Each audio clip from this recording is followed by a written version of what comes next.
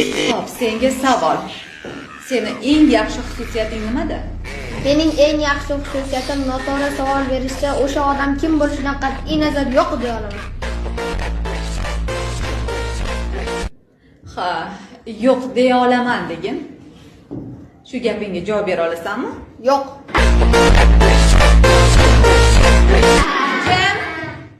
Jim, nima kulguli? Tushunmadim. Maynavatchilik yig'ishtir hamma.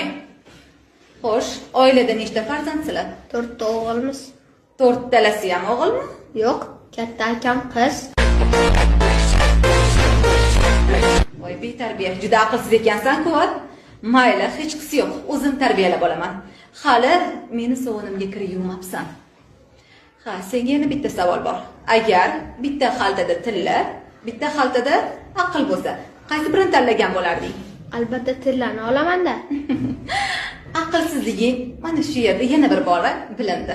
Seni o'rningda agar men bo'lganimda aqlni tanlagan bo'lardim. Kimda nima kam bo'lsa o'shani oladi-da.